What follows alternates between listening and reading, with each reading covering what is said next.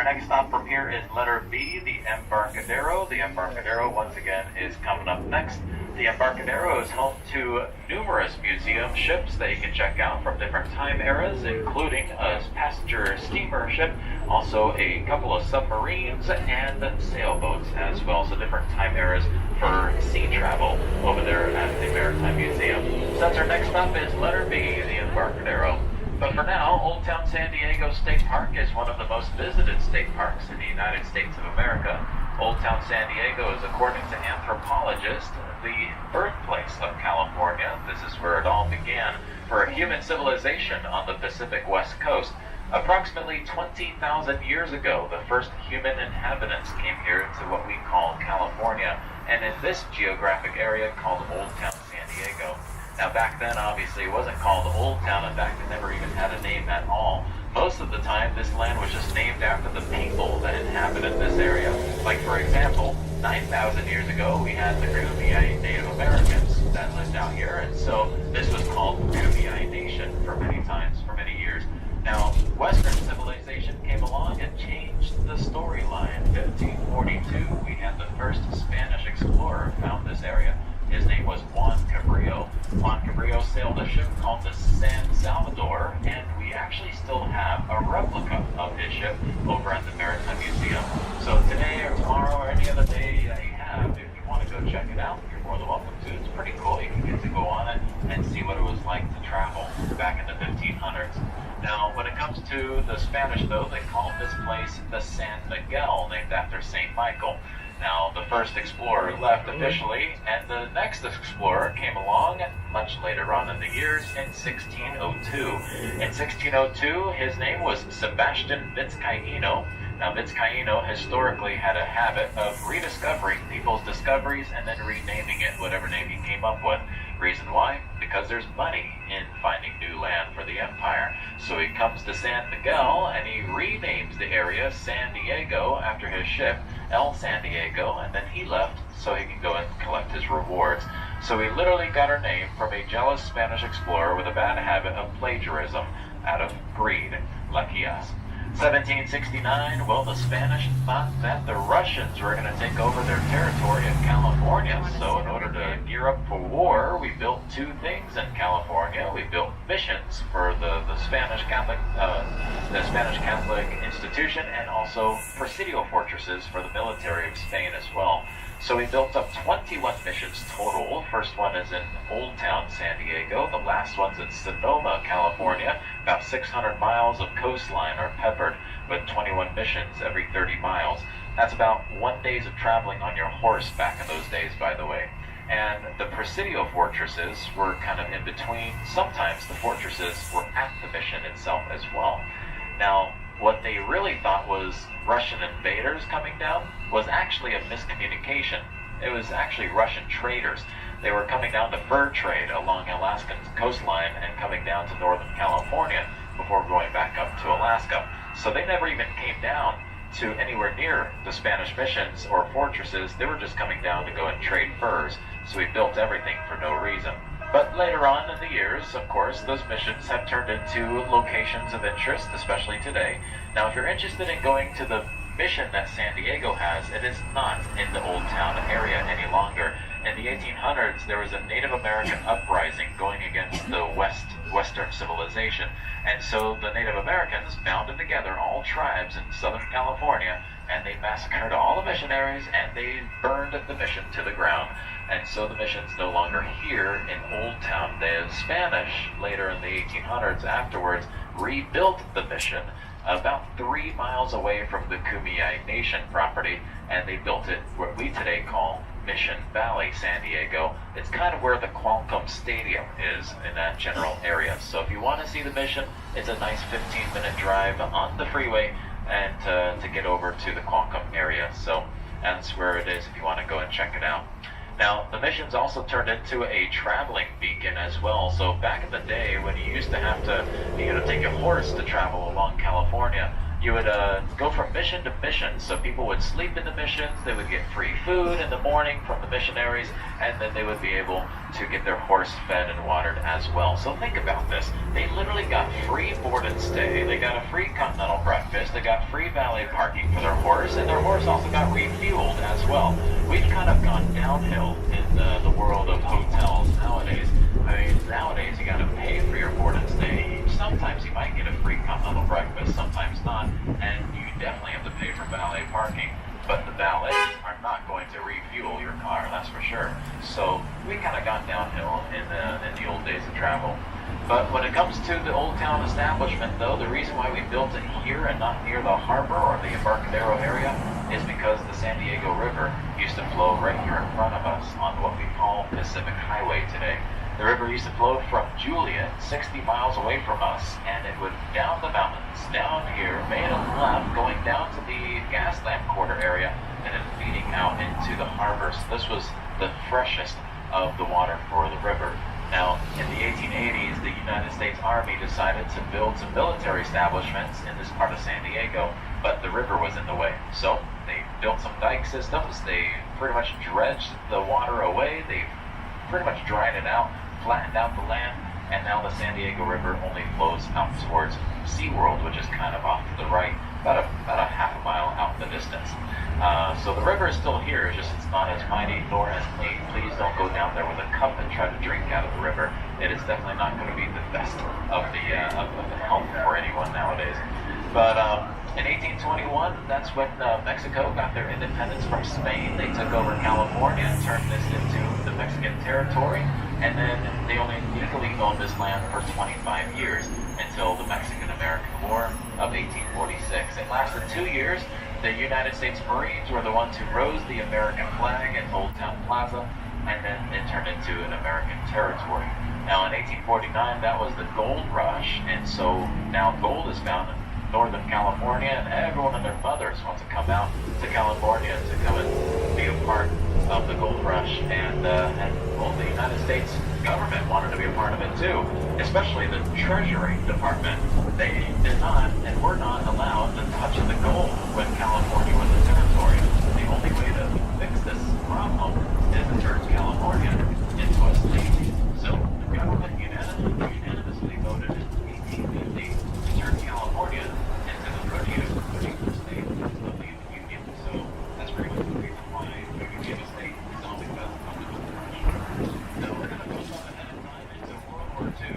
On your left-hand side, we have this huge white building complex. This is known as Space, the Space and Naval Warfare Systems Command. Long story short, it's a top secret Navy installation nowadays. They deal with things like intelligence gathering, so don't look into the windows for too long. But to see what happens by trolley, just smile and wave. But after World War II, this was where we built warplanes, particularly the B-24 Liberator bombers. Now in 1941, Pearl Harbor was hit. The United States officially goes into war in World War II, and San Diego was near to go more airplanes than anyone could ever do in the world, especially during World War II. On average, we were building 162 bomber planes every week in San Diego, 162 a week. That's almost one per hour here in San Diego. Now on the right-hand side, we have the mustard yellow-colored buildings of Marine Corps for people of San Diego, CRP. It's been here since 1921. Today we build 120,000 new Marines.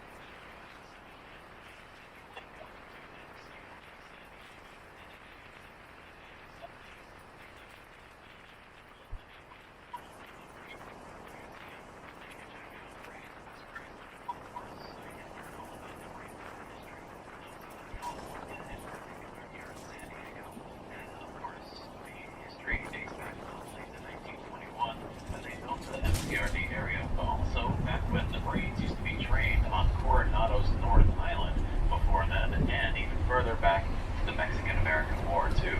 Now, we're currently coming up here to the San Diego airport. It's going to get a little noisy with all the jet engines, especially near the middle of the afternoon. It gets a little busy during this time, especially on a weekend.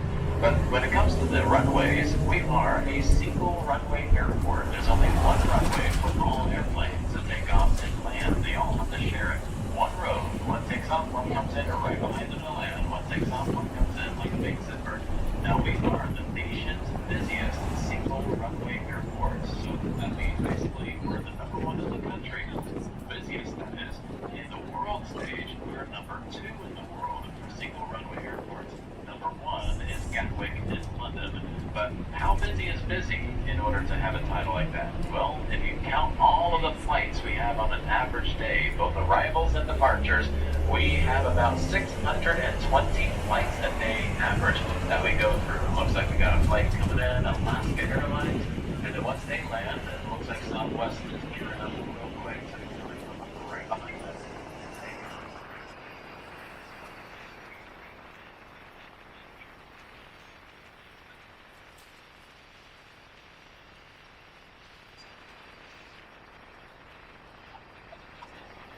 Almost one flight every 90 seconds here at San Diego Airport now. Now, when it comes to departure flights, there is a curfew. You cannot leave San Diego between the hours of 11:30 p.m. and 6:30 a.m. Those are called the sleeping hours for the people that live in Point Loma, straight ahead of us on the other side of the runway. So, those people are very, very wealthy individuals, and they like to sleep. You can kind of see where this is going. Many years ago, they sued the city for twice the planes, stating they can't sleep with all of these jets flying over their billion-dollar mansions. So the city put curfews on all departure flights. You can't leave the San Diego airport between the sleeping hours, 11:30 p.m., 6:30 in the morning. But all the people in downtown San Diego, they get to hear the jet engines all night and all day long. So lucky us. However, we're coming up here in the Embarcadero on your right-hand side. This is the first part of the walkway for the Embarcadero area. Now, the airport is very historical, by the way. The runway was established in 1928. It's called Lindbergh Field. It's named after a famous Charles A. Lindbergh. Charles Lindbergh, of course, flew the first time for any pilot in history across the Atlantic Ocean from New York to Paris in one single flight. He flew an airplane called the Spirit of St. Louis, which, by the way, was not built anywhere near St. Louis. It was actually built right here in San Diego, right next door to the airport, or at least the runway back in those days. Now, the reason why he called the airplane after St. Louis was simply because money talks yet again. He needed money to build the airplane, $10,000 total. Businessmen in St. Louis gave him the money under a condition. 1, he has to name the plane after their city as a way of marketing their businesses in St. Louis. 2, if he makes it to Paris, he doesn't have to pay the money back. Or 3, if he doesn't make it, he has to pay every cent back. So he brought the $10,000 to San Diego, to the only company he trusted to build his airplane, Ryan Airlines. Ryan Airlines is no longer here. The company is called Solar Turbines nowadays, but the buildings are still here next to the airport, which is pretty cool. Now, with that, ladies and gentlemen, we're coming up to the Embarcadero's Maritime Museum area. Coming up pretty soon on your right-hand side are over a dozen ships and 2 submarines that you can check out. Now, the Berkeley is the first one everyone tends to see. That's the big white ferry boat with the black smokestack in the middle. From the 1890s, it's a famous ferry boat in California history. In 1906, during the big earthquake of San Fran, it also sparked some big fires out there too. The Berkeley was the one that saved people by taking survivors over to Oakland for free and made back and forth trips, taking people away from San Francisco during that time. On your right-hand side, we got the Star of India. It is the star of the show for the Maritime Museum fleet. The Star of India is the record-holding ship, holding the record of being the oldest active iron-hulled sailboat in the world. Keyword there is active. It still sails once a year to keep that title going. And it's been sailing since 1863, the same year as Abraham Lincoln's Gettysburg Address, by the way.